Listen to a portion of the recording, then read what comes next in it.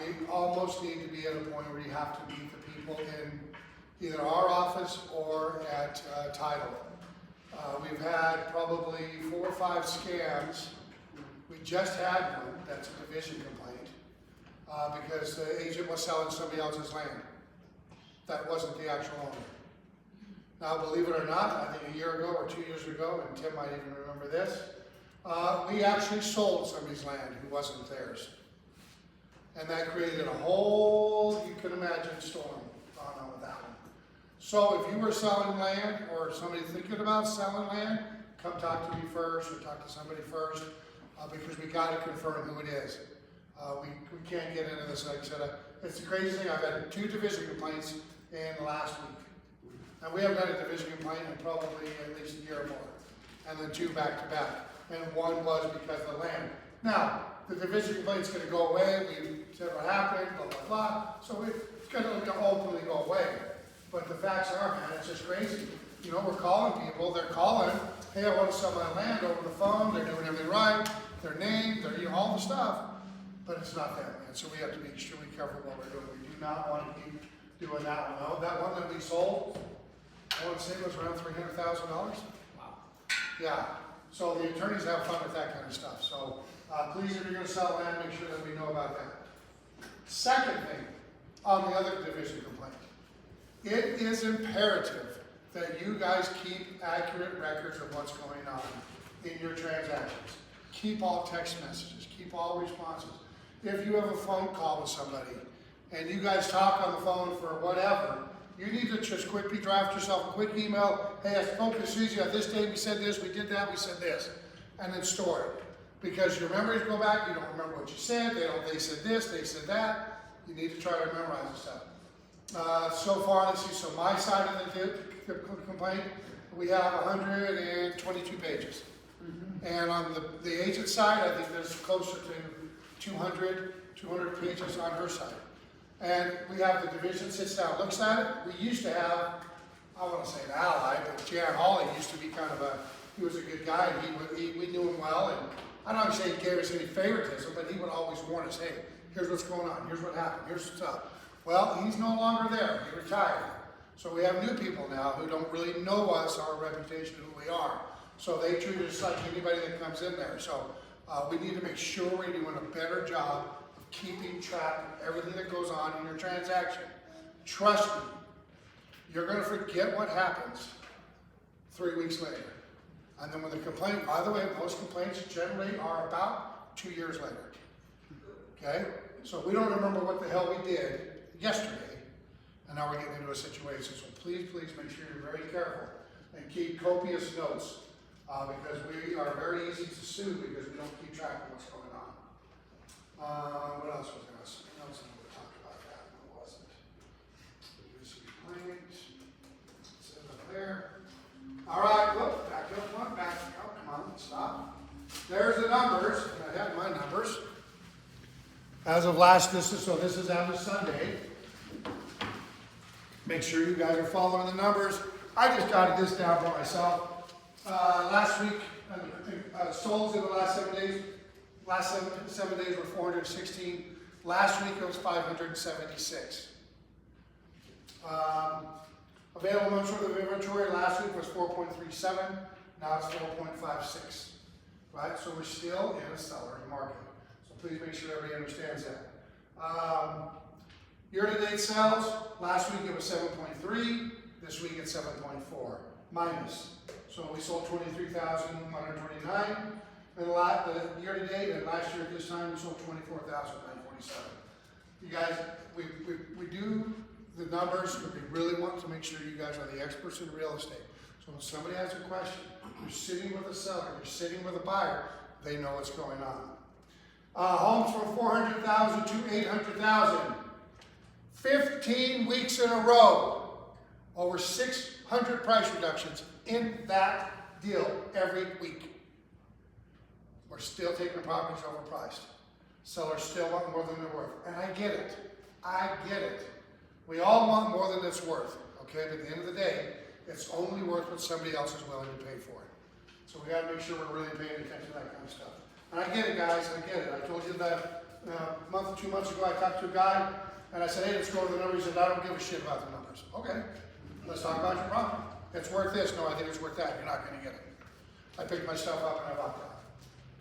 So we got to make sure, you guys, not everybody's going to believe what we're talking about, what we're doing, but we are the professionals. We don't make the market, we interpret it. And that's something we got to really make sure they understand. We don't listen, I don't make this market. But here's what's going on. We know this for a fact. So make sure you're paying attention to that. By the way, I'm pretty sure it was the 10 emails you guys got in the last couple of days. I did put that through ChatGPT, some of it. So I did some of it through there. So just to make it sound a little bit better. And I will say the 2 complaints that because just so you know, when a division when somebody files a complaint in the division, they send it to us. And the division says to me, as the agent says, we want every document in this transaction. Every one. I don't care what it is. Because what they'll do is they'll go through that with a fine-tooth comb. Even if, let's say, you had a complaint about something different, and they go through the file, oh look, he missed that initial. He didn't, that date's wrong. Oh, he had this signed before he did that. They're going to fine you for it right there. They take your file and go through a fine-tooth comb. So make sure that, so we need to make sure we're taking care of that kind of stuff. Please be careful with it. We got to be sure. What else on the numbers I was looking at? Earlier. What was it? 400,000, 800,000. There's 100 homes more, a little less than that. Okay, that's it on that. All right, Ms. Heather, you are up, girl. All right. Rocktoberfest. How's that going? Is that what we're finding out? I know the list is growing, so if you guys want to come, we want to make sure we have food for you. So it's our give back for our 10-year anniversary. So October 28th. I guess you guys should have this in your handouts. You can scan and RSVP. We're going to do brats, brews, and we're going to make little goodie bags for the Donald McDonald House. So I hope to see you guys there. A couple things. Let's see. Next Wednesday in the Summerlin office, I do have a CE class. I'm bringing in a estate planning attorney. It is a different CE class than the one she taught last time, Sarah Ocampo. I'm not sure if there's any room left, so let me know if it's sold out already. I have to check. I haven't checked since last week. Because there's always people who sign up and then they don't show up. So exactly. Yeah. So, but yeah, and I let a lot more people in than normally for that reason. But okay, yeah. Good. And then next Tuesday after the business meeting, I do have a class. I did it in Summerlin last week, and it was a social media audit. So 5 questions to ask ChatGPT to scour the internet, so you can find information on you, and you can find where your weaknesses are and where you need to change. So that's gonna be after the business meeting next Tuesday. So hopefully you guys can stay for that. And by the way, she did that with me when her and Tim were helping me with ChatGPT, and I was like, holy shit. About you asking questions about yourself. Oh boy, here we go. Yeah. So one of them was, why shouldn't I use Jeff Wallenving? Wasn't that one of my link? yeah. And can you find anything negative on me? Yeah. And it said he's a scumbag. No. Yeah. Thankfully we did not find that. Forgot. It did. But it's a workshop, so please bring your laptops. I had some people last week who just use their phone. That's okay too. But it's a questionnaire. You're going to do it with me. I'll do mine while you guys do yours. But it's good stuff. So you guys can stay after for that. And that's all I got today. What's cool about it is it tells you where you're at, especially in social media. If they don't know who you are, that means, hey, you're not getting out there. And that's Yeah, I had cool some about people that found phone numbers that they don't have anymore on certain websites, and a bunch of stuff that's inaccurate that'll alert you to it, and then also just kind of where you need to improve or where you're already strong. So. Whether we like social media or not, it's That's here. one of these. Next Tuesday, after the sales meeting. Yeah. But in Summerlin or here? Here. Oh, okay. Yeah, I did it in Summerlin last week. Oh, gotcha. Sorry, my bad. I thought it was in Summerlin. Okay. And then, John, you want to come on now? You want to just wait till you're there, okay? All right, Stacia, come up, girl. She is our lone rep today. Yeah. Hey. I'm gonna hand these out while I walk up. So I'm gonna talk while I'm. I can hand them out if you want. Like that. Good morning, everyone. I am just here to point out if you read my little quote of the month. Of course. Sorry, but I'm not a band Here, hand it to me, I'll take it. Oh, that's okay. I mean, are you okay with me? No, So, the quote of the month, good morning, is the secret of getting ahead is getting started. And so, we're in the last quarter, and that means that you're probably thinking maybe in the back of your mind about what your business plan will be for 2026. And I don't think I've handed any out to you, so I'm going to leave these behind, but this is our 2026 calendar, but I want to point out that this is a template if you have a toolbox. So this is me on here, but if you go and create a toolbox, I go away, everything kind of shifts up, and this area is whatever you have uploaded in your toolbox for a photo, a logo, your website, a tagline, a phone number, an email. The biggest thing to remember is, I'm so sorry, is if you already have your license and you're going to use this as a marketing tool, make sure your license number is on it so you're in compliance. And there's a spot to check the box so that it uploads there as well. Just don't forget that, because the last thing you need is division. to remember me for something not good. But the template's there. You don't have to recreate the wheel. And then I'll just pass these around. I put them in binders because every time I make them and have them nice hard laminated with my information or generic, people keep them. And it doesn't help you to utilize my contact information on guides. It's important. So we have moving guides in English and in Spanish. We have homeowner guides in English and in Spanish. We have newsletters for the last, they go back to 2012. They're English and in Spanish, colored, black and white. They have the blank page if you use bulk mailing. Again, it's a template. It's plug and play. It's not Canva where you're creating everything. But if you're looking to get started and you're looking for, I know that this is Spanish and I don't want to say that you do or don't know, but at least you can see the content that it has. So it's not Canva. You're not spending time creating it and making it really beautiful. I mean, it's not. It's decent, but it's not this gorgeous thing. But in order to get yourself started, sometimes you just need the plug and play, right? You don't need to spend hours creating the Canva unless Rock has done it for you, or Realty One has done it for you. But there's content in there. We have a newsletter, Heart and Home, and you can take the content from there and post it on your social networking or put it in a newsletter that you create for yourself. But just getting yourself started is what is important. So, are you talking about in Old Republic? There's a toolbox. Yes. Okay. Yes. So if you go to, if I walk by, if you scan this QR code, it's my digital business card, but my digital business card has the website to set up a toolbox. So I'll leave these here. That sounds expensive. Yes, it's free $99. $3.99. As Tim says so. So it doesn't cost anything to sign up. It's not going to sign you up for additional marketing or emails from us, except by having the toolbox. If you close a buyer with an Old Republic Home Protection Plan, you're going to get 2 drip campaigns. One, once we receive payment for the plan, if you order it through us, then you're going to get a congratulations email that you forward on to your client. If you so choose and it asks for referral business, you're going to get at 11 months, you're going to get a happy anniversary, kind of the same thing, reminding them that you're still selling real estate and will happily take referrals, and you hope they've enjoyed the first year in their home. And then every time they have a closed claim in that first 12 months, you'll be notified of it. So if you didn't know that they had a claim, most times it's usually really good. I mean, there's times where it's been frustrating, but if you haven't heard from them, it's a really great organic way to reach out to them. Say, hey, I saw you had an appliance. You can usually guess. If it's $131, they probably didn't have an appliance replaced. But if it's $2,000, they probably did. And you can call and, it's a really great way to pick up the phone. You kind of know a little bit maybe about what's going on in their home and reach out and see how they're doing. So that costs nothing, and I think that's having that toolbox. You can sign up, hopefully, for orders all day long, but if you don't have a toolbox, you don't get those drips. And why not know what's going on and have somebody do a little something that you literally just have to delete our portion and forward it on so it comes directly from you.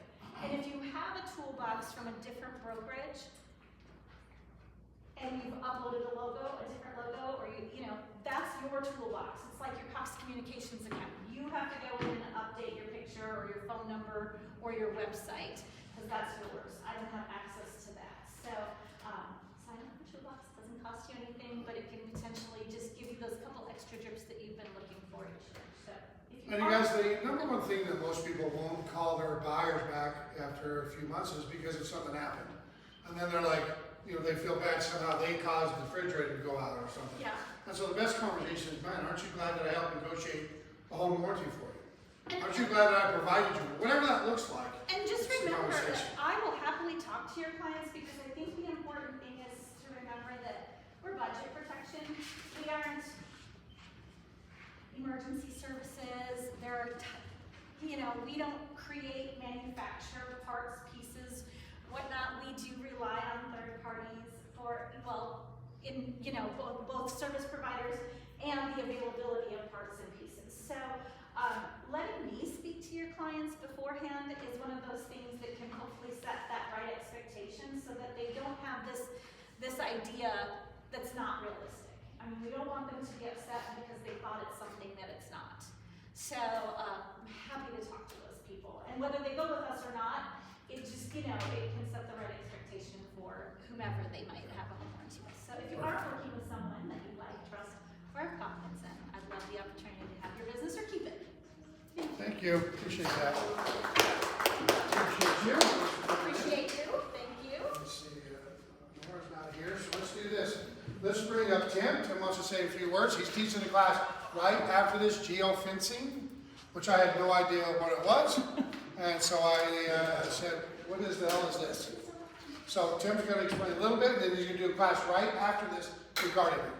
Go. So do you feel that your line of work is competitive? A little bit. A little bit. All right. So I'm going to help you level up again when it comes to geofencing. Who's heard of geofencing before? A little bit? Okay. So imagine this. Open houses throughout the valley or in and around your open house. Right? So essentially what you'd end up doing is we would draw a virtual fence around each one of these open houses, including yours. So anytime anybody enters this area, any one of these areas, they will get a message on their mobile device, an ad that says, hey, y'all looking at open houses today? Check out these top properties. Or check out my expertise in your farm area. It's a way to be dominant in wherever you're working. It's a great way to generate leads. It is like laser sharp, laser focused. You're not just throwing an ad out there for like a 1.5 mile radius. It's very precise. So 30 minutes after the business meeting today, it's two-part. We're going to talk about just overall how it works today, and then if you're like, yeah, you need to be a part of this, then we'll do a workshop probably next month where we'll have to bring the laptops and we'll work through the process of getting that set up for you. Cool. Is this fairly new? No, it's been around for a while, but I just have been talking about it, and a lot of people. Really? I remember back in the day, you used to have a little puck that you would set somewhere on a light pole or whatever. When somebody walked by, they'd notify their phone, hey, here's what's going on. Back in the day, this is Yeah. 10 years ago. Yeah. So it sounds like something similar to that. Very similar, Wow. how very interesting similar. is that?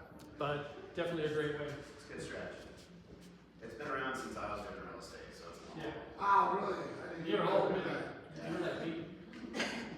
All right, so hang out with me for 30 minutes afterwards. We'd love to see you. Thank you, appreciate that. Tim. Appreciate it. All right, so let's do this. So I'll touch on this real quick. So as many of you have seen this, I will be out of the office and country for most of November. So I won't even be back until December. So make sure we got all the names and numbers of the branch managers, sales managers, and all that kind of stuff. So if you need somebody else, don't hesitate. Then we'll be in the summit for the second to the sixth. How many people are going to the summit again? Is there a few people going? You guys are gonna miss it. 20 years, 20-year anniversary, Miami. Goddamn, what's his name all of a sudden? Tony Robbins is gonna be there.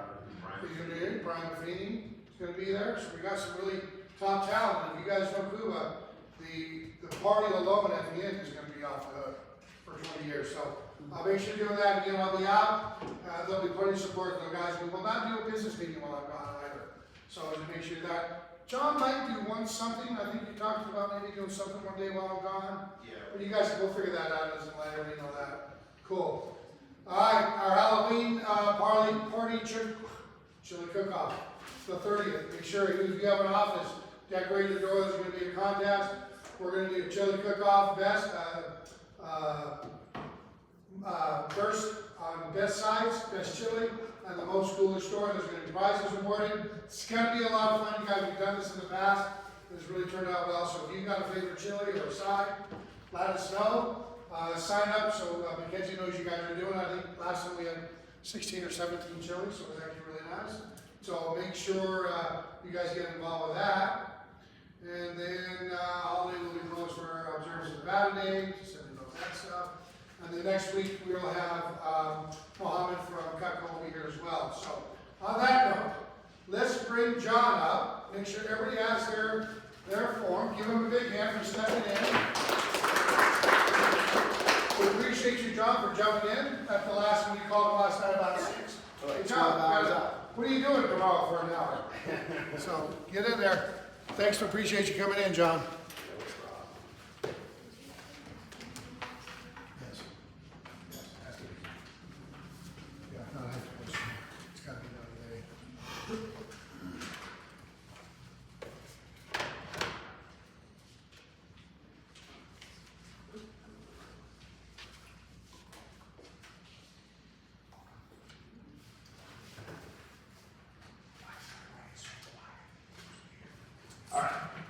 So, who has done a business plan before? It's fair, most people have done one, right? Who has followed a business plan for more than 3 months? Yeah, that's usually the issue, right? So, are we in the consensus that we know we need a business plan? Is there anyone that doesn't think you need one? Good. Okay. So, there's the big three is, what do you want, right? What do you want? Why are you in real estate? What results are you looking for? Because everybody's business is different. One person could be happy with 6 deals a year because they have a lot of stuff they enjoy going on in their life and that's all they need to fund their perfect life.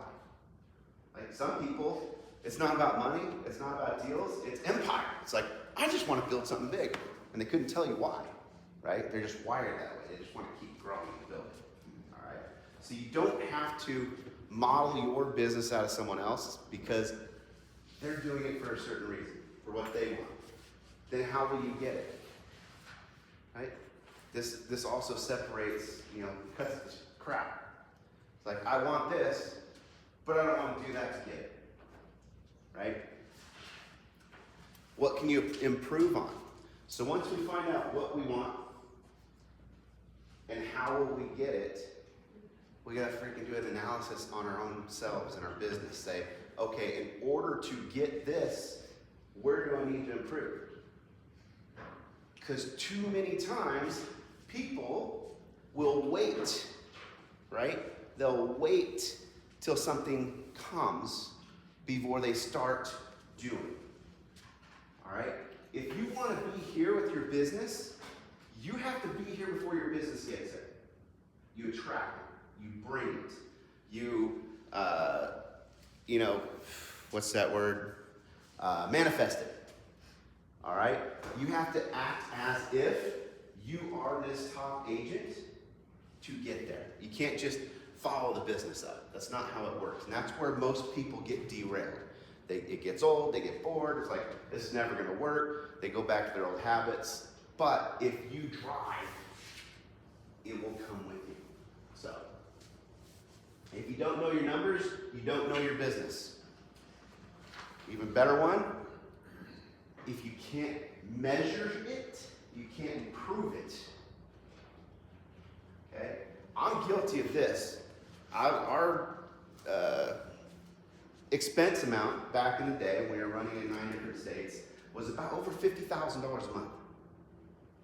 Those were our expenses. And I didn't know what our return was on each thing. We had so many different things we were paying for. But I didn't know which one was giving us the best return. Who knows where the profit number could have been if I could have cut half of those expenses that were breaking even or costing money. Okay? It's either an expense or an investment. And how you look at it really deciphers what it truly can be. All right? If I'm putting money into Zillow, is that an expense or an investment? Hopefully it's an investment. But if you're tracking it and you're paying $100 a lead and you've closed one deal and you spent $15,000 this year from Zillow, what is it? That's an expense. So when you can see what's an expense, you can cut expenses all day. All right? Gas, you can't cut gas, you can do that. But stuff like this, you need to decipher if it's an investment or an expense. Go ahead and turn your, my best, you're going to turn to this page for my goals. We're going to spend a second on this one. Let's get interactive. Get your pens out. Let's put some numbers in. We're going to start with this first box, top right, gross commission. How much gross commission do you want to earn this year? If this was a longer class, we'd have started with why. But you're going to have to take these numbers home, and there's stuff in that packet to say, why do I want $200,000 of gross commission? That's going to help you fill in the rest of the blanks. All right, so what gross commission do you want? Put a number in. 100,000, 150, 200, 500, whatever you were looking for this year. Don't be afraid to stretch, because it's going to look real silly when I get broken down all the way down to the very tasks you have to do to get there. You'll be like, oh, this is stupid, I'm going back. I'm going to crank this up. Trust me, you will. All right. So from your gross commission, divide that by 0.025. 0.025.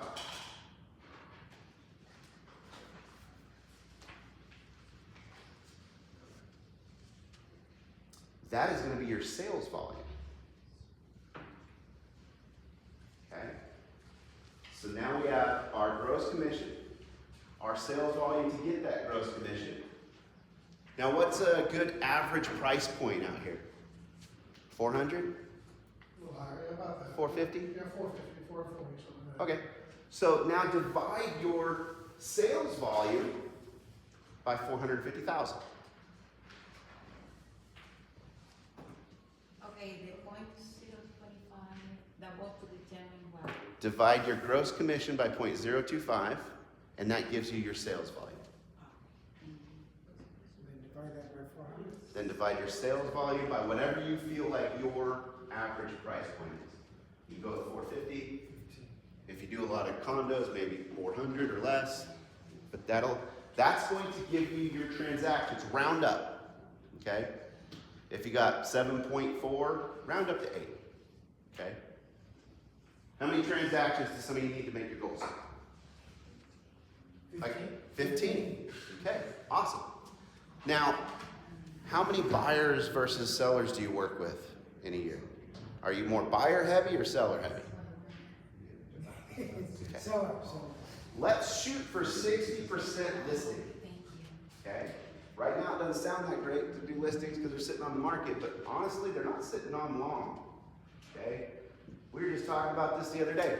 Back in the day, it was 90 days before you went under contract. That's why most of the contracts were 6 months. We just got a bunch of impatient people that keep cutting their price and just want to get out of their house. All right? So, now we have transactions. I want you to multiply that by 0.6 and put that number in listings. And you can round up on that one too. And then put the remainder in buyers. So you should have about 9 listings and 6 buyers. What was the equation between sales volume and transactions? Divide it by your average sales price, so divide by 450,000. If you're a luxury agent, divide it by 800, whatever. Divide the transactions by what? Multiply your transactions times 0.6. 0.6. Yeah, it should come out to 9 for your listings. And then you'll have 6 buyers. So does everybody have the number of listing transactions and buyer transactions? Do we have a transaction number? Okay. So they say it takes 40 business conversations to close a deal. There's a big gray area. Some people think that they're having business conversations all day long. What's a business conversation? In this business, what is a business conversation? Talk about real estate. If someone's interested at something. What else? Suzanne, what's a business conversation for you? Talking about the market? Market, yeah. When you want to sell and when you want to You buy. want stuff? Okay. I'm going to make it even easier. A business conversation can be anything that prompts you to either go to your CRM and add a new contact, or go into your CRM and update the contact. You could have talked about Halloween and what the kids wore for Halloween. All right? This could be September, you're talking to someone who's like, oh, what are they going to do? What are they going to wear? Like, oh, we're trying to decide between this and that and the other. Okay, after your phone call, you go into your CRM. Johnny's trying to decide if he's going to be Superman or Mr. Fantastic. Okay? So then you set that reminder to call after Halloween. So you go, how's Halloween? What did Johnny go as? That was a business conversation. It's moving the needle in your relationship. Relationships generate deals. Market movement doesn't generate deals, that generates leads, right? Money to Zillow, that generates leads. Money into events and nurturing your SOI, that generates deals. But you have to build your SOI. So leads come in, it's like, this is someone I can nurture, this is a relationship that can yield some business. Boom, they're in my SOI. Now I'm working it that way. So it's a funnel, right? Sales funnel. You want to get as many people that are quality, high quality relationships in your SOI. Okay? So, annual quota. It says 40 conversations will yield a transaction, so multiply your transaction number, total transactions, by 40. Yours is easy, I'm going to keep using you. So he needs 600 conversations for the year to hit 15 deals. 600.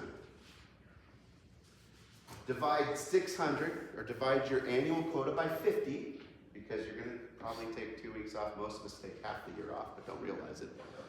Okay? But let's divide that by 50. Where are you at now? 300, You're at 12. 12. Oh, 600 divided by 50 is 12. Right? Yeah. So right now we're looking at only 12 conversations, business conversations a week. Can you handle that? yeah. Okay. Daily quota, divide your annual by 250. So 60 divided by 250, what do you got? Or 600 divided by 250, sorry. That's 2.4. 2.5 conversations a day. You have 5 days a week.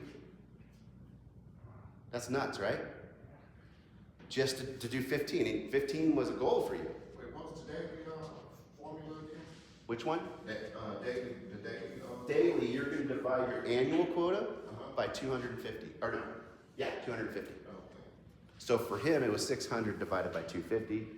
Gave him 2.4. Everybody caught up to there? Any questions to get to there? Okay. We're going to go back here. Oh, not yet.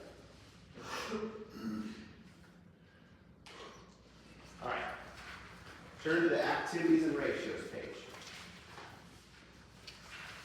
Now we're going to make all this stuff, dial all this stuff in. So the first line says percentage of listing appointments that result in listings taken. What's your percentage? You guys usually get your listings when you go on an appointment? I'm going to pick on Suzanne. Suzanne's at 100%. Every time she goes on a listing appointment, she gets it. Is that good or bad? That means you're not doing enough, probably. At least I would for say not myself, doing for enough, myself. right? I'm talking about myself. You're 'Cause killing it. I just told them the same thing. I said, I get all of them, but it's because I'm doing referrals or something. Yeah, there's gonna be the ones you don't take either. Yeah. So you're at 100%. That means there is a lot of opportunity out there. You're not pushing. You're not getting outside the box. Right? So let's go with 70%. 70% of the percentage of listing appointments that result in a listing taken. That means you're actually getting people that you don't quite know. Or you met someone at an open house and you ended up with a listing appointment from them. That's going to bring your percentage down. 70 is healthy. Percentage of listing takens that close. This number probably is a little lower right now. Right? So they're sitting, they're canceling, and they're going back on later. 80% of the listings you take will close. All right? Percentage of buyer appointments that close, 40%. This should be going up a little bit. Yes. With everything with the buyer broker and all that stuff. Now everybody's using one. It's less likely for the buyers to get squirrely and bounce from person to person and then close with the 8th person they met in the last 2 weeks. That was in the paper today. Yeah? 80%, 20% don't close, 80% do. Oh, we're right on money. Okay. So buyers, so that could go up, right? But at the end of the day, we do meet with a lot of buyers. We do get buyer brokers signed, and they disappear. Why? Rates, market, volatile. A lot of times we say, let's meet, let's sign this BAR. Sit there and you do it. It's like, you got a pre-approval? Oh no, okay, call this person. Then they call and it's like, yeah, you're approved. Here's your payment. It's like, that's $1,500 more than I'm renting right now. No thanks. Okay, but you had an appointment, and they probably won't be ready for several years. They might be a lifetime renter.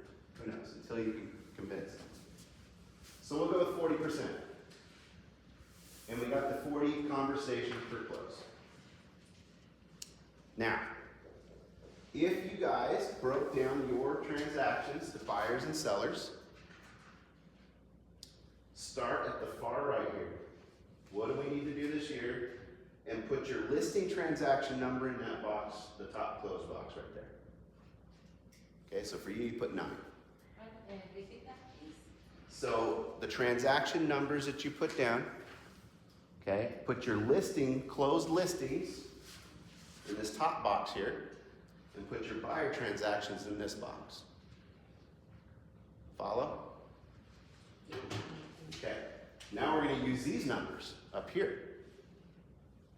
So we take the closed listings and divide that by 0.8. That's 80%. We're dividing your total closed listings by 0.8. That's going to give you your listings taken. And always round up. Always round up. Closed listings, so 9 divided by 0.8, what did you get?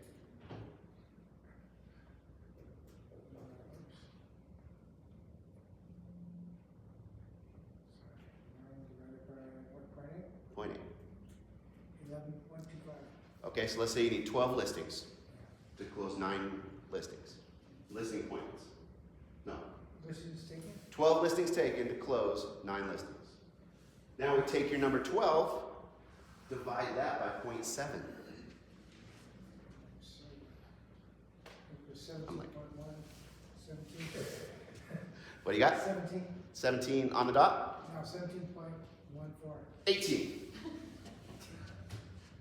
So you need 18 listing appointments to take 12 listings to close 9 listings. Okay? It's not bad, right? 18 listing appointments over a year. It's not really a stretch. Okay? Now, for your buyers, you had 6. Buyer 6. Okay, put 6 in there. Wait, wrong box. Put it right. Start it farther. So you're listing your buyer closings there at 6, divided by 0.4. It's 15.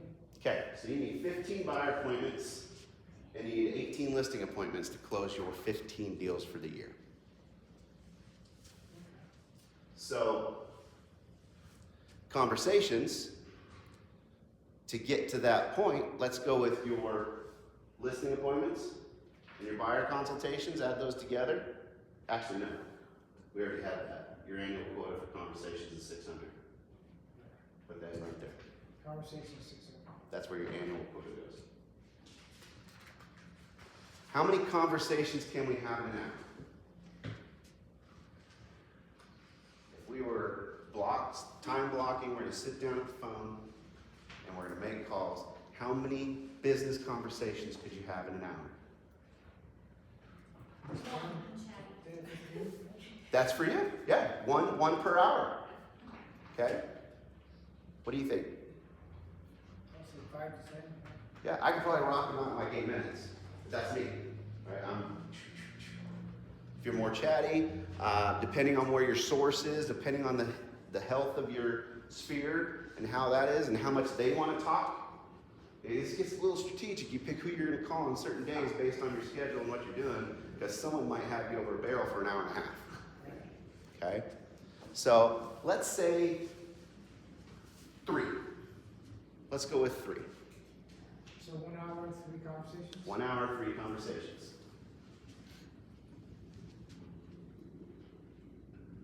What was your weekly conversation quota?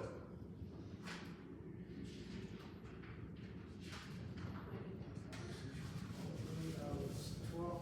12 conversations a week. Yeah. And if we can have 3 conversations an hour, how many power hours do you need a week? 7, 21. Just 4. 4. Oh, 4 hours. That's not even an hour a day.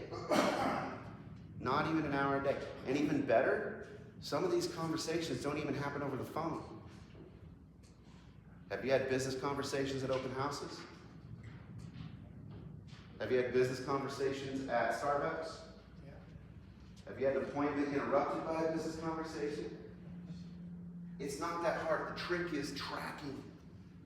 Because when we start tracking, we can take this year's business plan, all the details, and calculate every return and what came from what.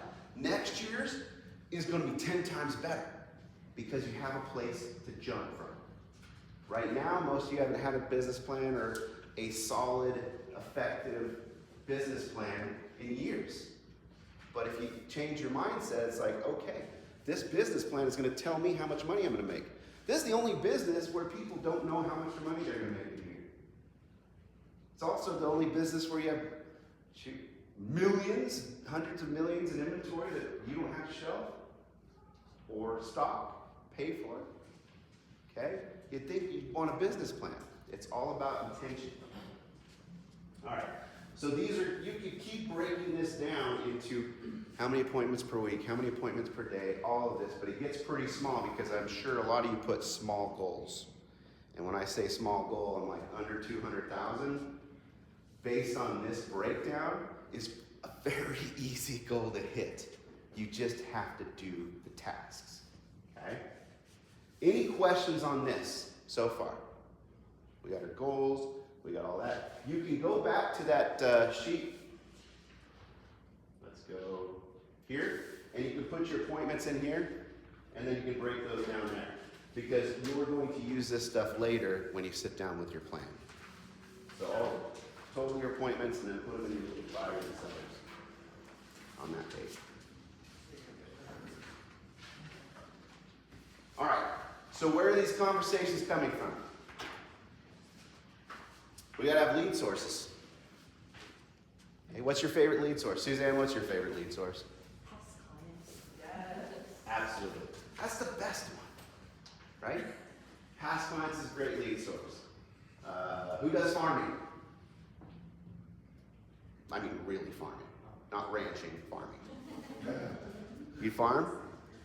You got a solid 2-year farming plan built out, money invested. How much is this going to cost? What's going out here and there, and all that?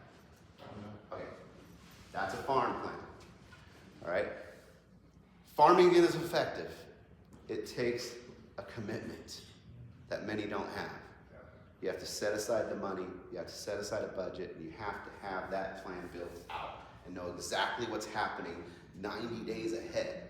You should be working on January's piece right now because the rest of them are set and ready to go or happen. All right, that's farming, that's intention, and you can make farming work at a high level like that and not be stressed out in your world. What else? Here's one I like is social networking, but where is it? I don't know. We got Summit coming up. Why would we be going to Summit? Agent testing. Bingo. It's a much nicer when it's in Vegas because you got everybody coming here and you get to go and pass out Yeah, 1,000 it's cards. all the Vegas. That's great. But there's a lot of agents on the East Coast. A lot of those might not even come to Vegas. So the number one reason to go to Summit was to build your referral business with other agents. Right? How many of those Jacksonville agents know Las Vegas agents? You could be the one. I've seen people walk around with poles, with flashing poles and sandwich boards and QR codes and passing out pop buys and pens and flat, all kinds of stuff to get to have remember. Something cool to take would be get a bunch of little slot machines, have your card glued to the back of that slot machine, and be handing those out. I'm from Vegas. Beautiful. They're not going to forget you. Okay, that would be one business. Lead generation, bulk mail, webinars, social media, paid placement, open houses. Open houses can be a lead source, and it also can be an activity under your lead sources. Just depends where you are in your business. So, you need 3 focus areas. And this is where I talk about if you have a solid plan and you measured it all year, you're going to be able to jump from this plan right into a higher level plan this time next year. You're going to be so dialed in. You're going to be cutting things that didn't work. You're going to be adding new things, expanding on different lead sources, expanding on activities. You're going to dial in where your best return is, and you're going to shift your business in that direction. Right now, you don't know where to shift because you don't know where your business is coming from. You might know where you want it to come from, but that might not be the best place. That's why we need to start somewhere and track and see where this stuff's coming from, right? If you had told me that I was going to have to get up in front of people at least 3 or 4 times a week, 20 to 30 people, in order to make my paycheck when I was back in high school, I'd be like, hard pass. I'm out. Okay? But it's what drives my business. Classes, events, getting in front of people. My business is directly driven by how many people I get in front of every week. That's it. That's not what I wanted when I started this. But I'm doing it because that's my business. All right? So, here's a couple. We got SOI for Suzanne. Anybody do FSBOs and expireds? Expireds, I keep an eye on those because they're going to sell. An expired is an amazing lead because what have they done? They raised their hand like, I want to sell my house. They signed a contract to sell their house. It just didn't get sold. Those are the most golden leads you can get if you can get past the FU call when they answer the phone. He's like, And you're we got the. the house ready already. He's like, are you from Keller Williams? You're the 20th person that's called me today. Right? Get past this. I like calling ones from months ago. Yes. Because it dies down. All right? Look at what they were trying to sell it for back then. Where are we at in the market right now? Do we have more activity? I can go into that appointment and say, I can get you what you want right here. Sign here, we'll list it right back here. The same price. And we'll get it sold. They're like, okay, they don't realize that the market has shifted and starting to come back. So they're gonna sign a contract because you guaranteed them you're gonna sell the house. Don't say guaranteed, but you pretty much insinuated that, and you're gonna sell it in 2 weeks and you look like a hero. You didn't do anything different, the market changed. And you watched for those leads. That's a good way. Farming, again, we touched on that. It's grueling but rewarding. Takes some time. The cool thing about farming is once you get it built, it goes on autopilot, man.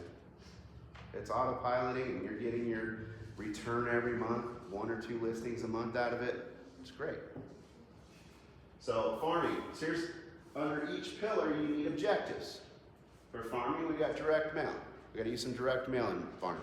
Newsletters, just solds, whatever. Door knocking. If you're gonna farm, you got to door knock. Right? Or just, because again, do things you're going to do and be effective at. If you're gonna half-ass anything, kick it out. Because it's taking time away from the things you will do well. Social media. Why is social media under farming? You can get a Facebook group. Exactly. So, anybody heard of Jeff Lever? He's a coach out of Michigan. His team does over 100 listings a year, right out of Michigan. Okay? And they do, I was at one of their events and he talked about, it's like, there's always a group already, right? There's always multiple groups for every community. So, go another level. Go more niche. Do a foodie one, okay? Do Sun City Foodies or Aliante Foodies, something like that, because that's probably not in there. And if I'm gonna go knock around, now I can go knock doors in that neighborhood, have a little QR code with me just in case. I want them to join my foodie group. I'm an agent, but do you love food? I mean, what's your favorite restaurants around here? Join our foodie group. We can go around once a month. We go to a local place and hang out and talk and all that. You're creating a new social media group. You didn't have to be part of that hater group that everybody tries to delete your post because you're a realtor or get you kicked out or whatnot. This is yours. Open houses in your farm. 100%.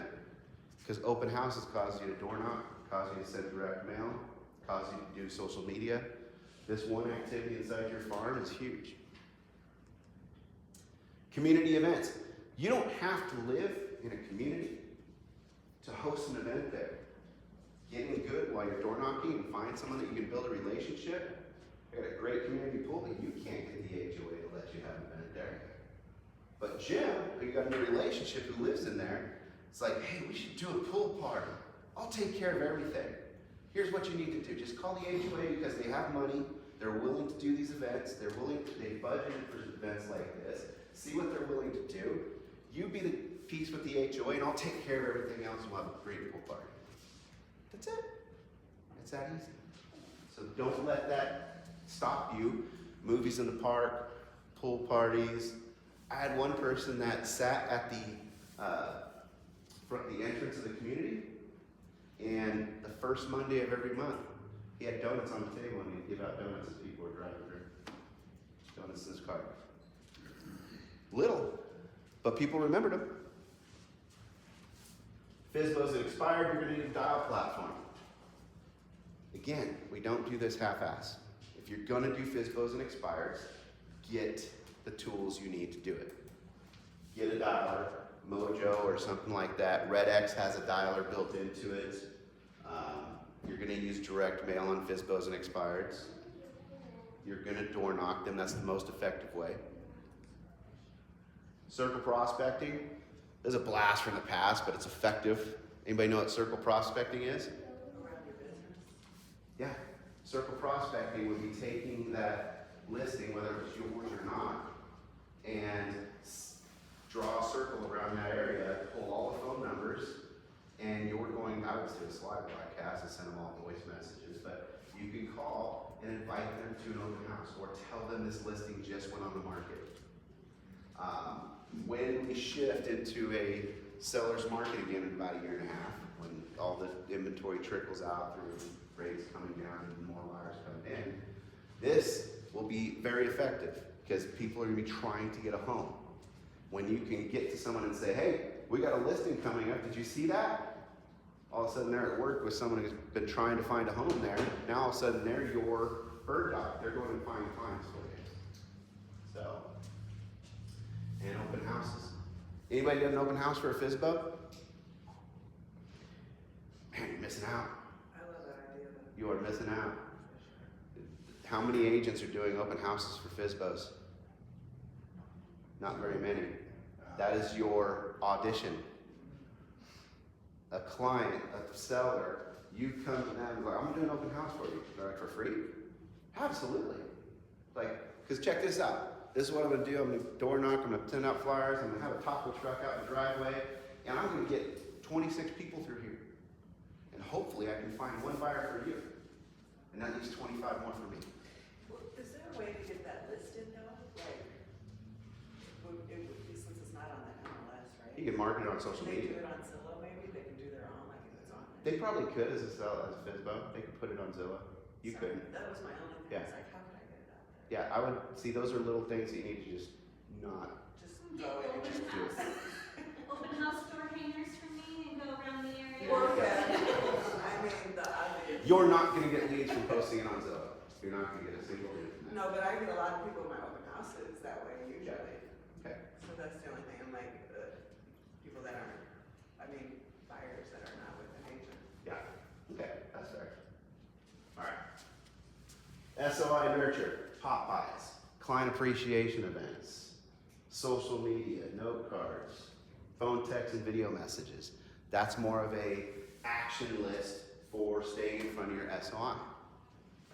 All right. So then when we track these numbers, at the end of the year, we're going to sit down because there is a page that you probably won't be able to fill out because you didn't track last year or the year before the numbers that says, what did you do in 2025? Where did these come from? All right. But this year, at the end of 2026, you're going to be able to sit down because you have this stuff. And you're going to say, well, 2 of these deals came from farming. Okay. 2 of them came from FSBOs and expires. That was cool. Shoot, Suzanne's like, well, 8 of them came from, this is probably 10 years ago for Suzanne. 8 of them came from SOI. What would you do? We're sitting down in October of 2026, and we're looking at this. What would you do?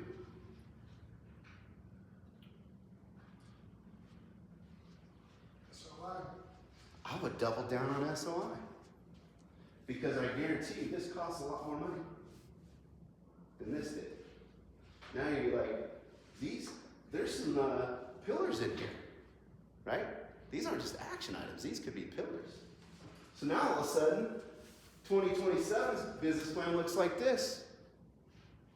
All centered around SOI and client nurture. So one list is my Popeyes.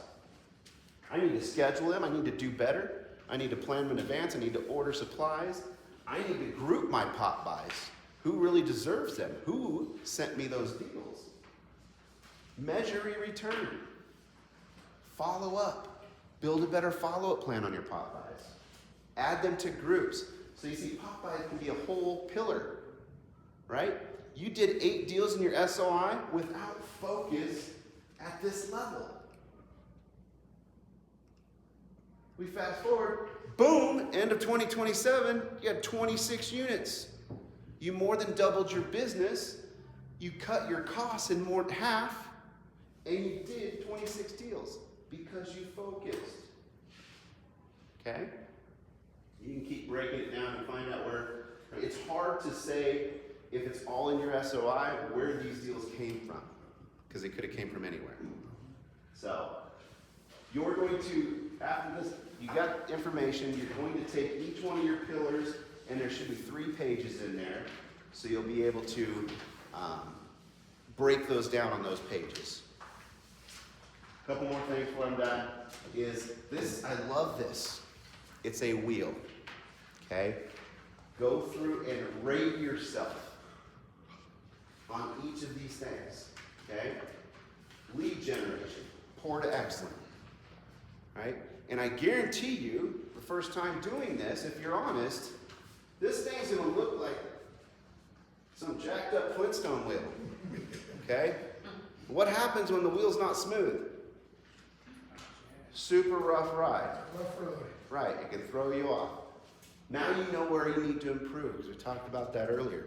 Your idea, whether you're in circle 2 and it's all smooth, or circle 4, it doesn't matter. Make it smooth, because that's going to leverage, you're going to get energy, and it's going to go bigger. All right? Get honest about your business. Do a SWOT analysis on your business. If you're going to do farming, who's in there farming already? Who's getting the listings? Look all this stuff up. See what your threats, weaknesses, what can you do better than them to knock them out? All right? SWOT analysis each leg. And then, like I said, here's that transaction goal sheet. Then next year, I hope that when we're sitting down, you can fill this 2025 out and know exactly where these came from. And now you get to put your 2026 goals and show where you're going with it. So, if you guys need help, I would love to sit down with you one-on-one. Don't come to me with a blank business plan. That's a waste of time. I'm not going to tell you what you should be doing. Bring to me what you feel will move the needle for you, and then we'll break it down from there. Okay? I'll spend the time. As long as you do the work and at least fill it out. It's going to be wrong probably. I'm going to ask you a bunch of questions. We're going to go down some roads, and you'll probably mix a lot of it and restructure a lot of it. But you'll be in a great shape for the year. All right? If you have any questions about it, want to go over it again, this is like a half day, full day Right, I type was gonna class. say, So. yeah, John, we appreciate you squeezing it in. As you guys can see, it needs a lot more time than what we have available today, and I think it might even be a good idea to think about trying to do something maybe in December. Yeah. Maybe just come in on a day and see if we can do something for Do a like a couple clinic, hours. just like Tim's doing clinics for people who really want to do. Again, Right. come to us when you've done some work. Don't come to us with blank stuff and say, "Help me fill this out." Doesn't help either one of us, right, Tim? Like, show me the direction so I can help. Well, the thing too, you guys, is any business tracks everything. We track everything. And here, we know everything that goes on here in our office. The company knows, so you got to track what you're doing. How many calls you made? What was successful? What wasn't successful? Tape yourself during the conversation. Yeah. Okay, we used to do that, and you'd go, "Oh my God, I talk like hell." Yeah, because So you here's got the to thing. do this stuff if you want to do real estate. If we sit down next year, it's like, I had 800 business conversations and I only closed 10 deals. Okay, let's analyze your conversations. Right. Who are you talking to? What are you talking about? Show me in your CRM. Like, oh, never mind. We'll stop there. Let's refocus. It's a CRM. Yeah. Exactly. So, John, thanks, John. I appreciate it. Good job. All right, guys, so we're wrapped up right now. Check your phones, your emails. Come back. Tim's going to do something in about 5 minutes. Give him a minute to set up, and then come back. Geofencing. And exactly what John was just talking about when you do farming in the neighborhood. it's a great activity. It's a great activity, and as well, that geo-farming, especially I think for open houses, is going to be off the hook. Huge. You should love that. Yeah, absolutely. No, it's for kids. Later, guys. Hey, there's food over here too, you guys. There's bagels and stuff, so get some.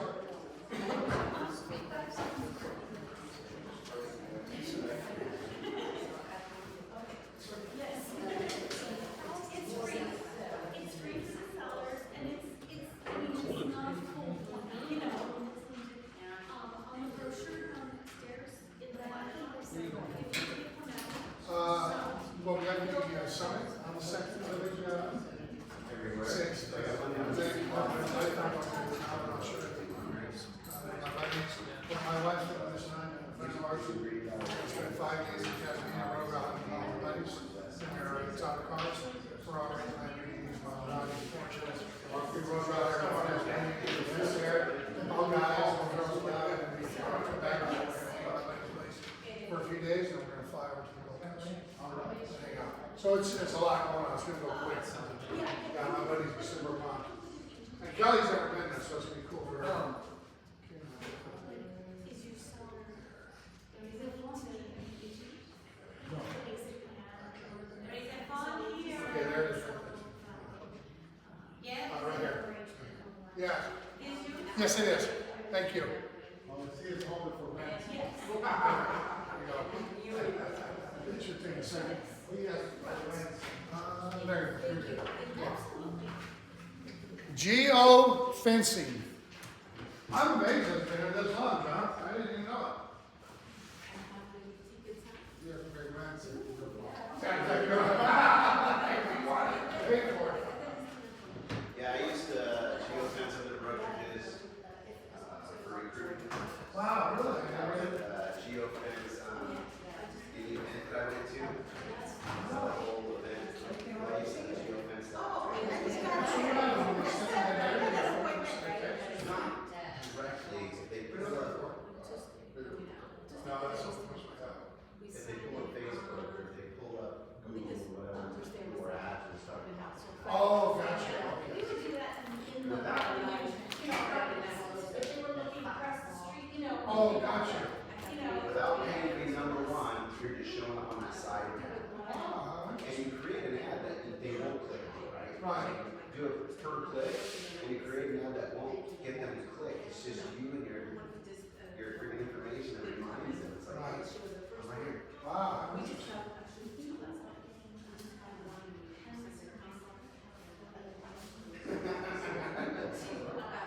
Yeah, usually it's not. Well, the weather changed. I just got it. I just got it. I took a minute.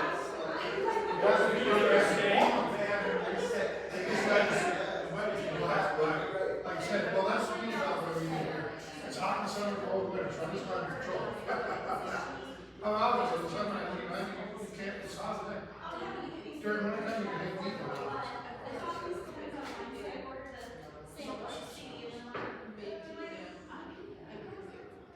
You can do that special little spiel like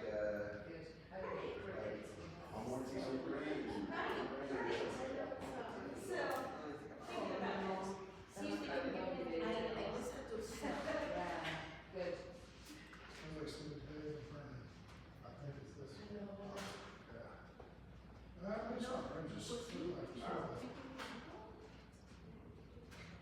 Have a great day, everyone. Thank you, appreciate it. Bye-bye.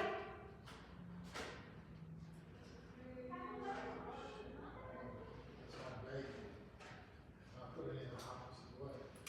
Did it screw it up? I was flipping, halfway through I came from, oh. And it does both sides. You have one in your home. Oh, okay. Oh, shit, I did see that. Yeah, exactly. Yeah, but I like it.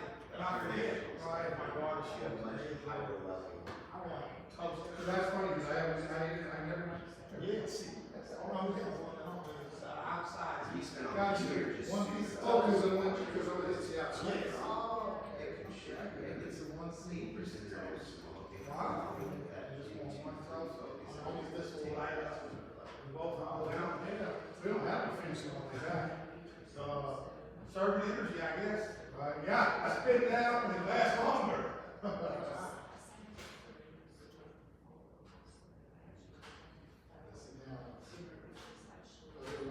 That's why it was burned. It was on the date.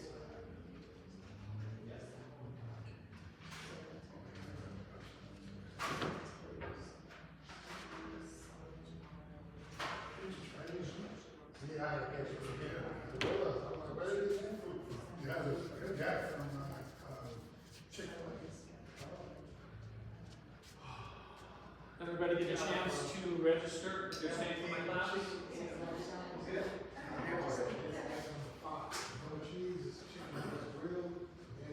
Oh, wow.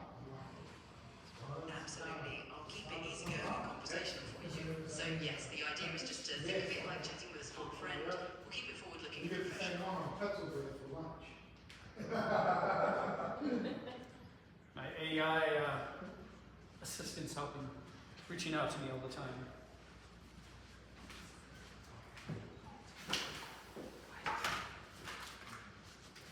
Yeah, if you haven't had a chance to register, please do so. That way I can track who's hanging out with me and I can send you special things. Stuff that I don't share with everybody. Oh, so we get special. You guys are special. You're like my fan base in the Northwest. We are Are we, excited. I'm AI, excited for is this. your AI assistant with you today? Yes, It is. Okay. No pressure.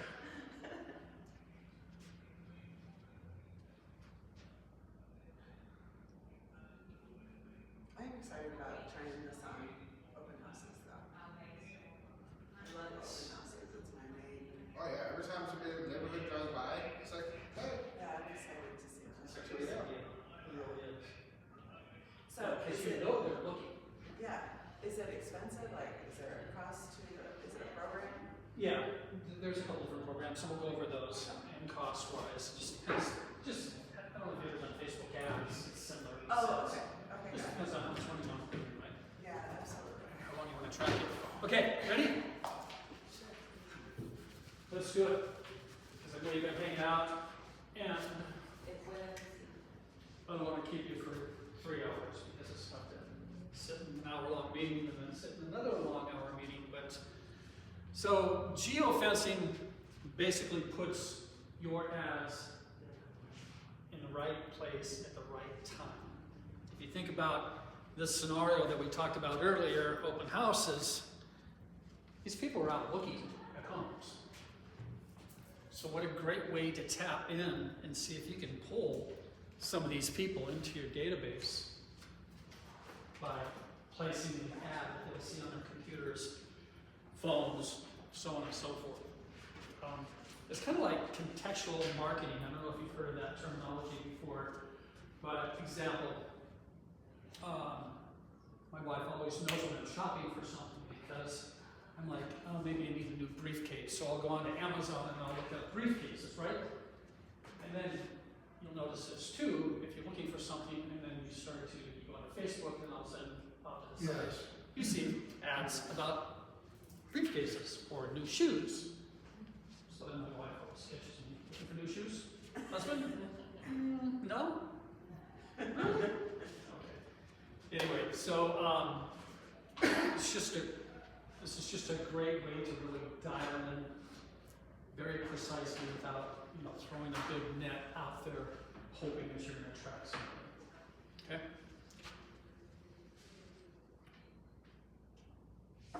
So again, geofencing is just that. It's a virtual fence that you would draw around a area. You can use this for a farm.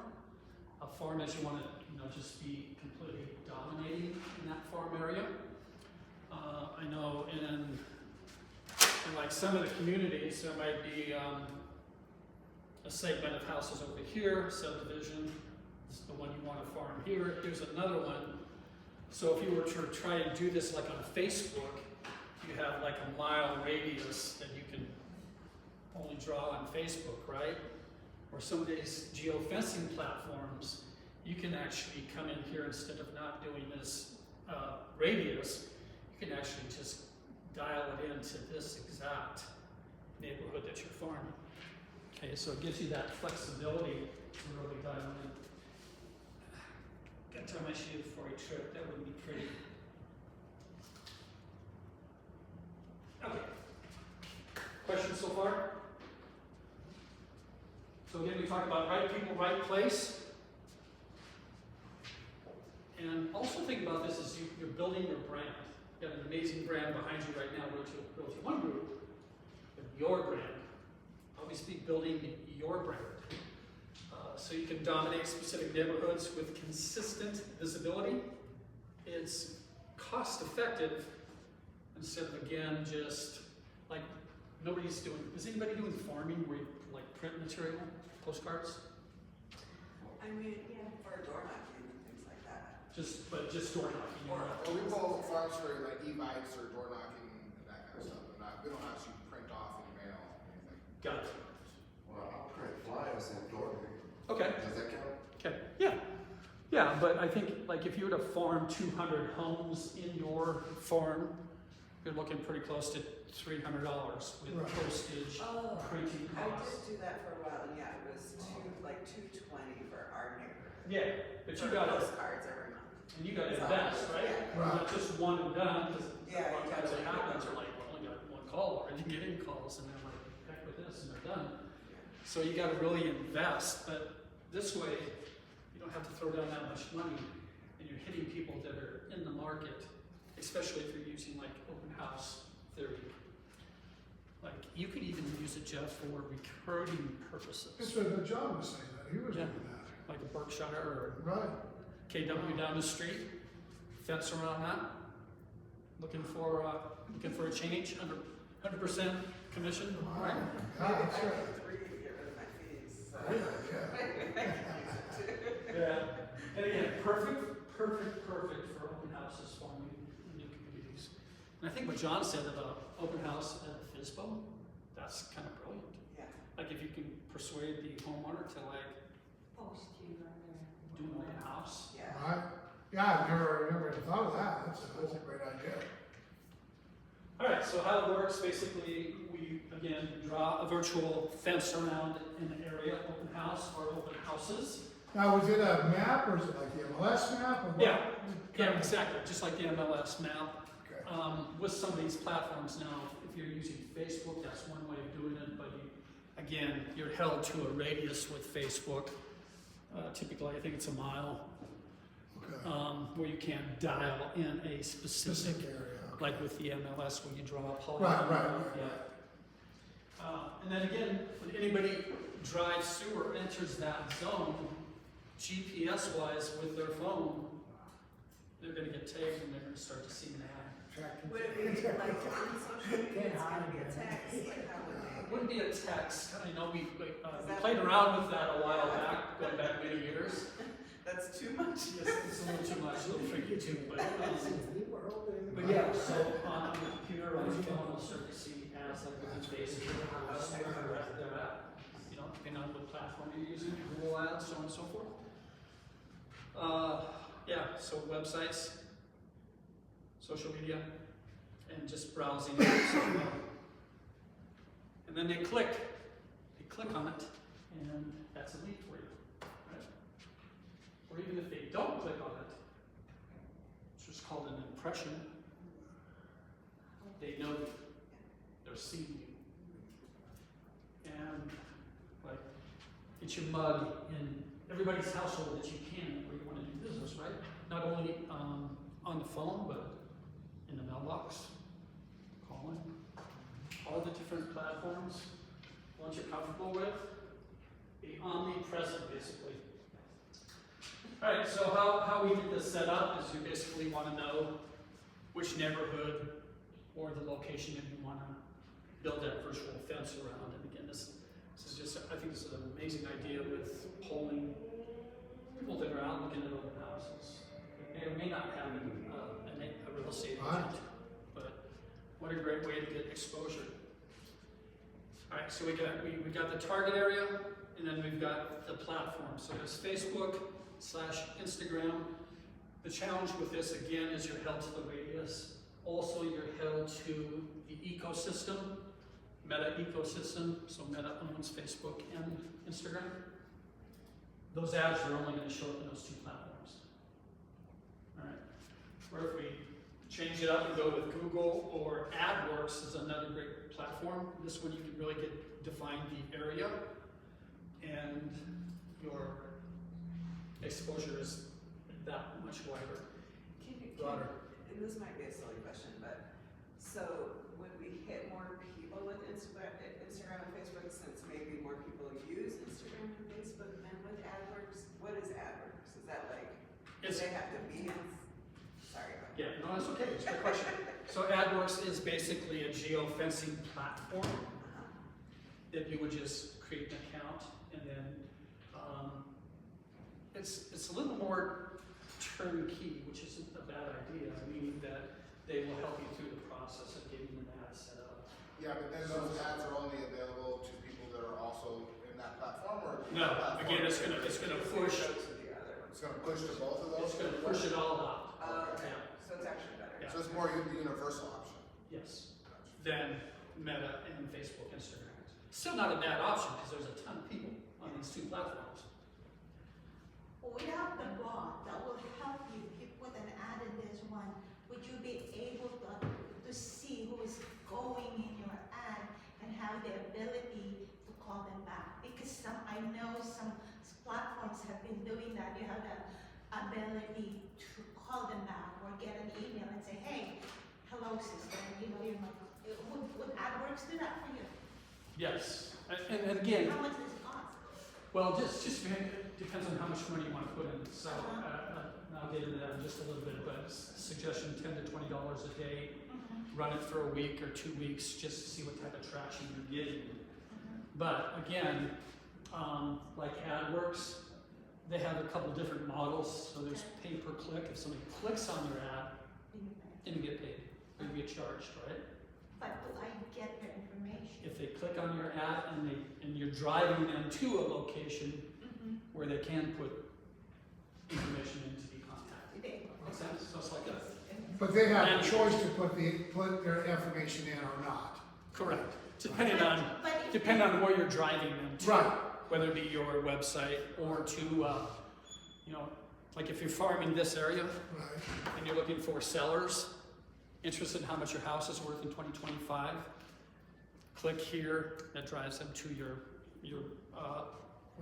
website. But if they did it, I don't need to be a stalker, but Why? No, but if they You gotta did- build a pipeline. I Stop. know. That's what I'm saying. But if they didn't give me their info, without the bot, do I have the ability to go back and say, hey, I noticed you in my website and I'm missing your email, can we chat? Can you do that? I don't know if it's that detailed. I think also the advantage of this is that 30 days, once they enter one of these zones, they're still going to see your information in some shape or form. Because sometimes you have to talk. It's not like one and done. Okay. Good.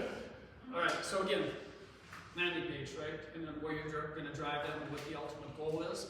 If it's for sellers to find out how much their house is worth, valuation tool, or an RSVP form, ready type thing, so on and so forth, to capture information. Budget and tracking, obviously, like John was talking about in your business, nothing measured, nothing gained. Know how much you want to put, know how much you have as far as your budget goes, and then track results. So we kind of touched on this a little bit, Facebook and Instagram. Built-in radius targeting, again, that mile radius. You do have the ability to get a massive reach when it comes to Facebook and Instagram. But when we think about AdWorks, again, you're going to get a broader reach. But you mentioned per click, okay?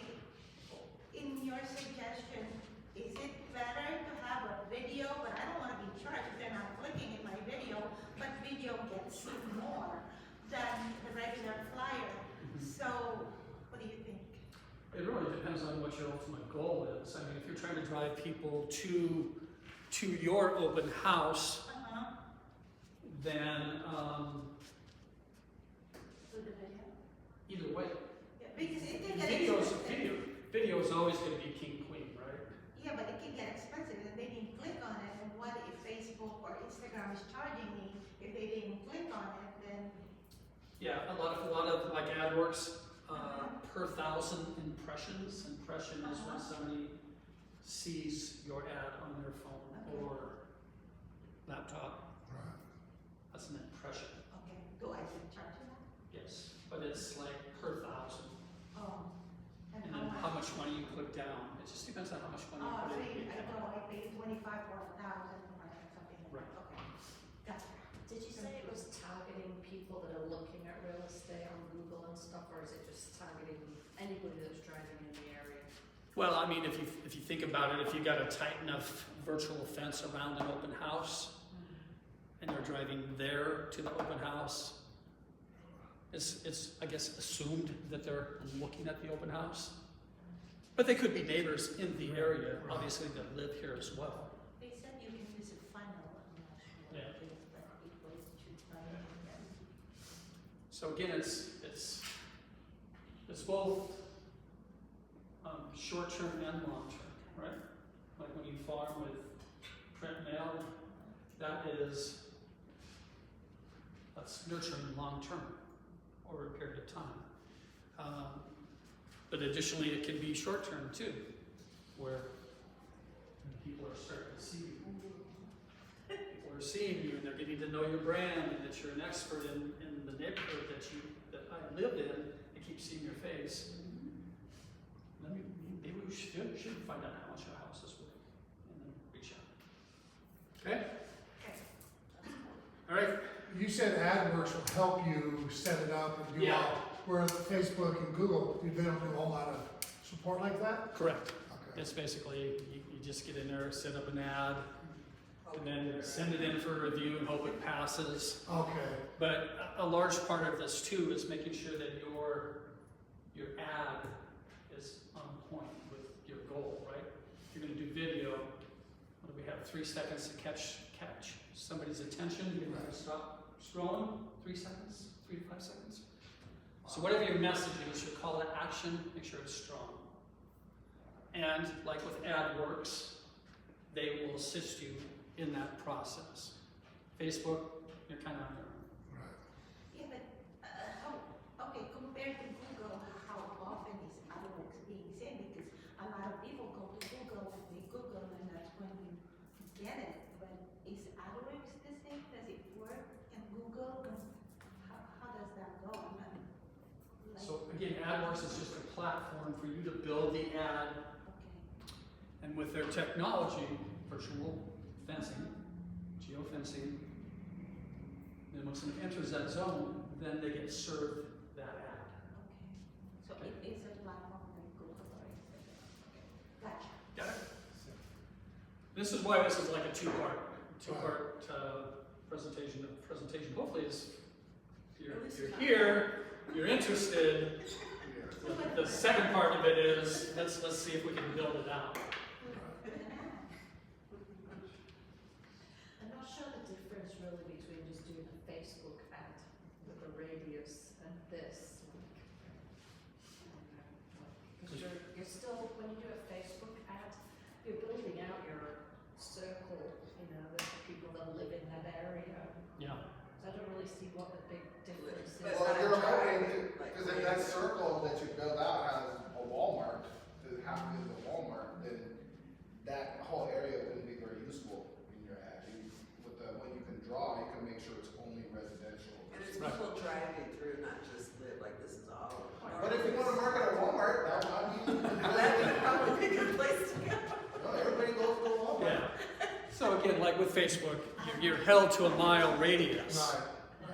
So when you think about everything in a mile out where we're at right now, that's what you're targeting. But maybe you want to focus in on whatever this neighborhood is right here. And you can get very, very detailed when you draw your virtual fence. Right. So it's just really if you how pinpointed you want to get, Yes. which Google and Facebook you can. It's a mile radius. Right. You're doing in that zone if you Yeah. want to do it.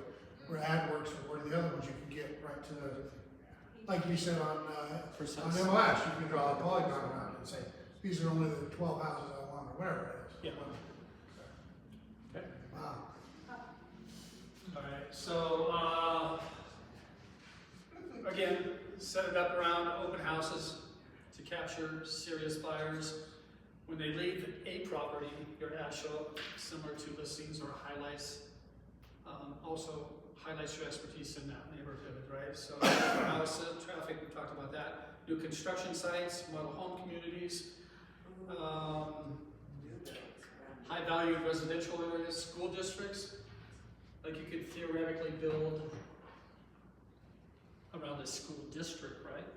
Like a top highly rated school district for people that are looking to move into that area, that are interested in that area, right? Because that's important to a homeowner. Popular family neighborhoods. A lot of this is kind of redundant. Again, you're building brand familiarity, planting seeds. Hopefully you get some quick leads. You get a copy of this, by the way. That's part of my special stuff I got. What's that? Is that part of the special stuff? That's, Sorry. yes, because you're here, so you get a copy of the presentation. But here's a real life example. We've talked about the open house. But what if you set up a geofence around a neighborhood Starbucks? And your ad reads, new homes just 5 minutes away. Click to tour. Okay, so people come in, sit down, get a cup of coffee. Like, what do you want to do today, honey? I don't know.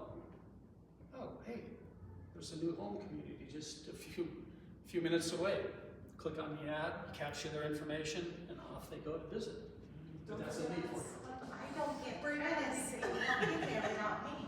That's why your ad has to say why they need an agent, right? If your You ad know what I says. mean? But you're still capturing their information, whether they go there without you or not. It's not going to be perfect. It's the business. If it were perfect, Blow my mind now. Like, what if you put one around an apartment building and said, do you want to stop renting, want to buy it? Yeah.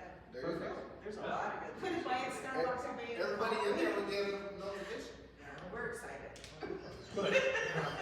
So Tim, is it a situation where if you, let's say you did it for a weekend, you said, hey, here's $200.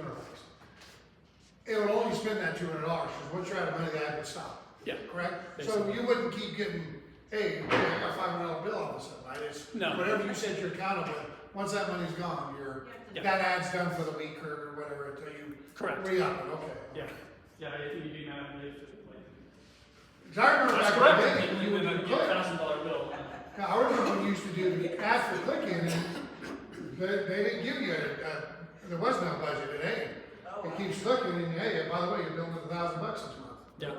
And again, like with Facebook, if you put like $10 a day down, you're going to get X amount of reach, right?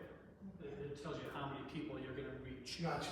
But if you put $20 down, You'll reach more. more people. Right, But then again, you're still stuck with that mile radius, which could include a Walmart. right. Say, now you got vendors going Right, in there which is- all day. Yes. But it's a great way to build brand recognition. Yeah, yeah. Maybe. It's all testing in this business. All right. So again, under a mile radius is always going to be best for best practices when we're doing this. Question or something? No. Okay. Clear message, compelling call to action. What did you just say about apartment complex? That's a great idea.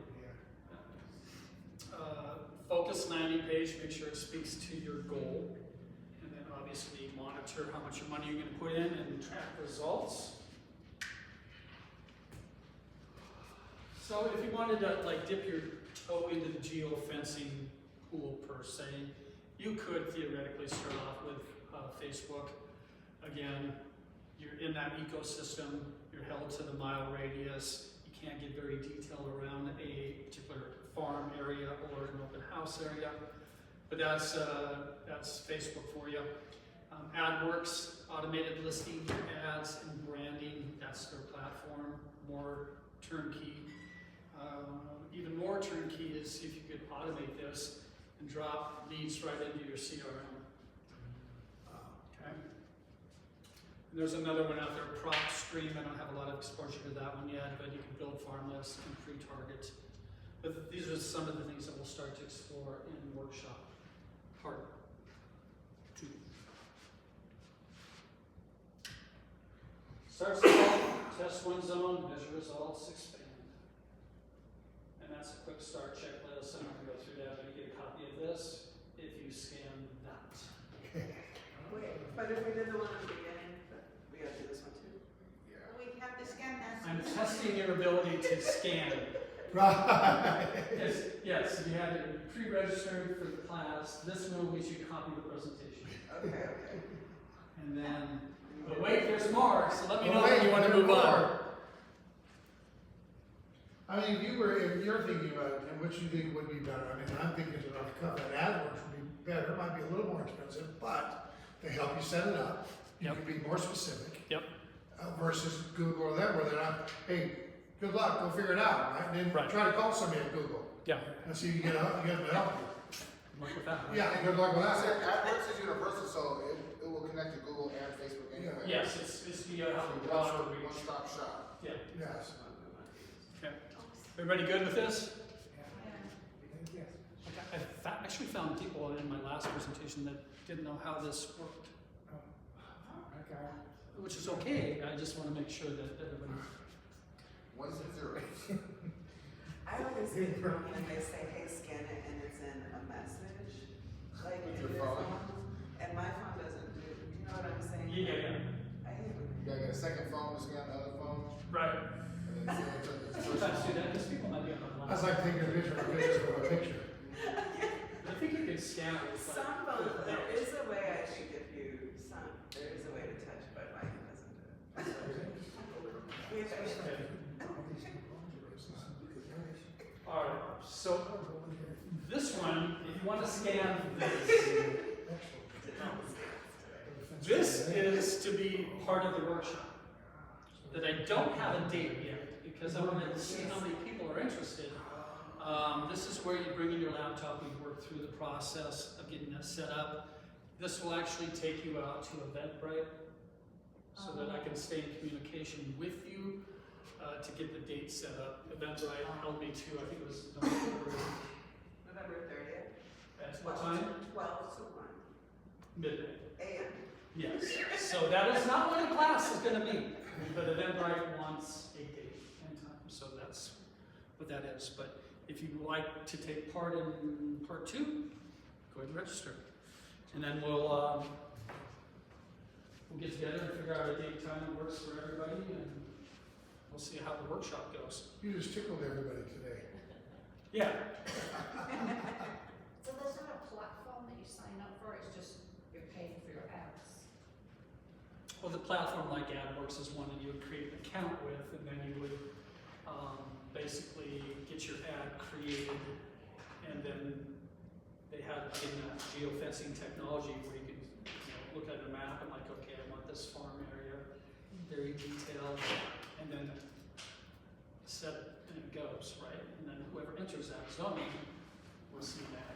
Wow. There's no monthly fee or anything Again, you would put down how much money you want. for the ad? Yeah, for the ad. Oh, yeah, that's a Sunday, too. And I'll get all that dialed in for sure by the time we do part 2 of the class. Okay. Thank you. I appreciate you hanging out. Thank you. Hopefully I piqued your interest enough to do the workshop.